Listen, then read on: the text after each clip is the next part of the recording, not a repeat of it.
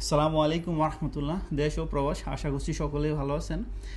যারা প্রবাসে আসবেন আর যারা আছেন তাদের উদ্দেশ্যে আমার এই কথাটা। তো সবাই মনোযোগ দিয়ে শুনবেন আমার ভিডিওটা শুরু থেকে শেষ পর্যন্ত। তো পাঁচটা জিনিস পুরুষের যদি এগুলো থাকে তাহলে মনে করেন হেয়ার লাইফ শেষ।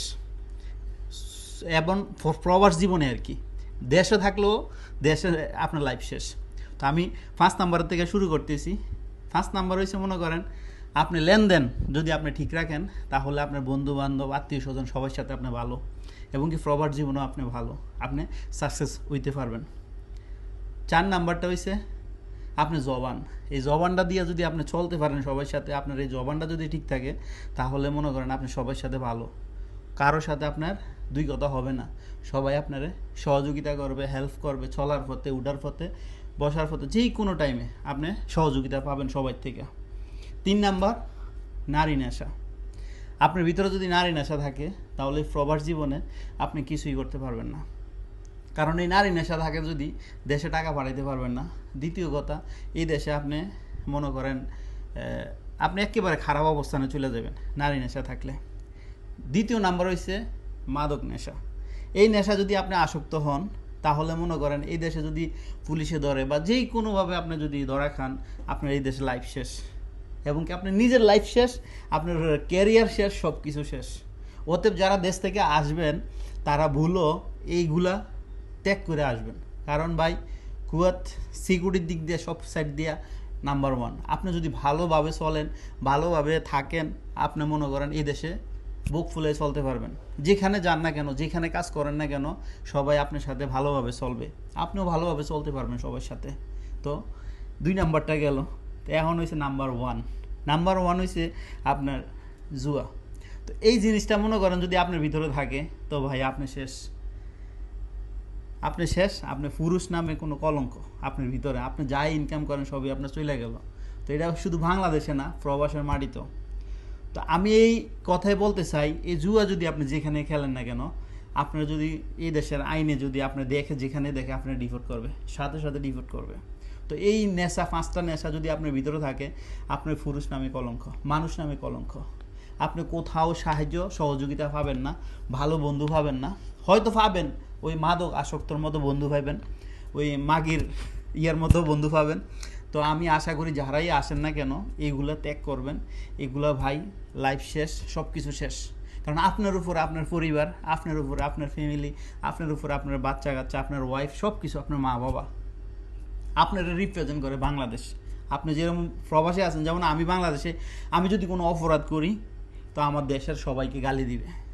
তো ওতে আমি একজন বাংলাদেশি, আমি বাংলাদেশকে রিপ্রেজেন্ট করি, আমি বাংলাদেশ। তো এই জিনিসটা যদি আপনারা মাথায় রাখেন তাহলে প্রবাস জীবনে কখনো অপরাধ বা খারাপ কাজে লিপ্ত হবেন না। তো এই 5টা জিনিস যদি আপনার ভিতরে থাকে, দ্রুত ত্যাগ করেন, এগুলো রাখবেন না। এইগুলো যদি থাকে তাহলে মনে করেন মানুষের লাইফ একেবারে শেষ।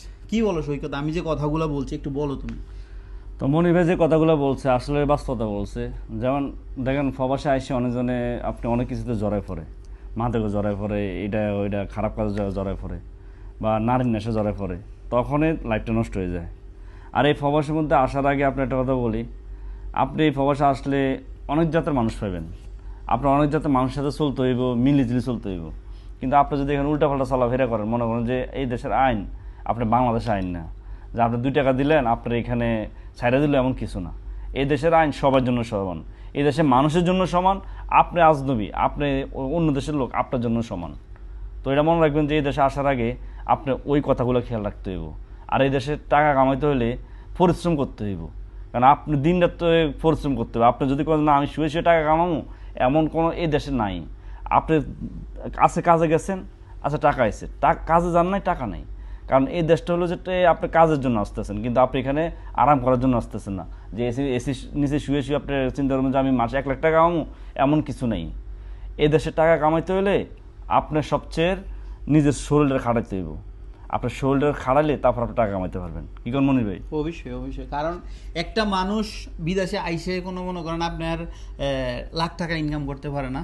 একটা মানুষ প্রথমত আপনার ভাষায় সমস্যা হয়, দ্বিতীয়ত হচ্ছে আপনার কাজ জানা থাকলে আপনি সফল হইতে পারবেন, কিন্তু সাথে সাথে সফল হবেন না। আপনি স্ট্রাগল করতে হবে, বুঝতে হবে, মানুষের সাথে চলতে হবে, আপনি যেই কাজটা জানেন ওই কাজটা মানুষের সাথে চলতে হবে।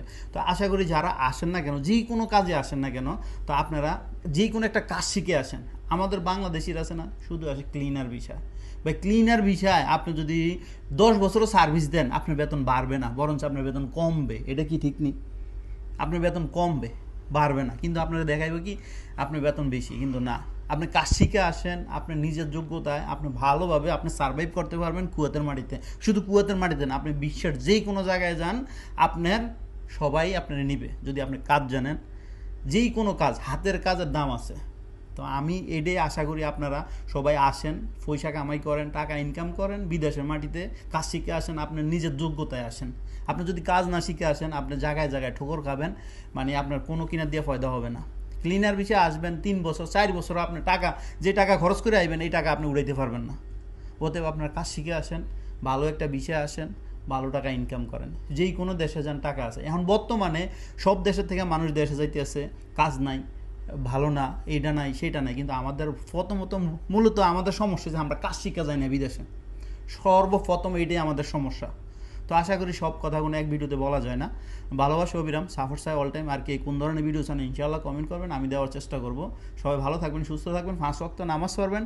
আর যে নিজেকে ভালোবাসে সেই টাকা সেভিং করে।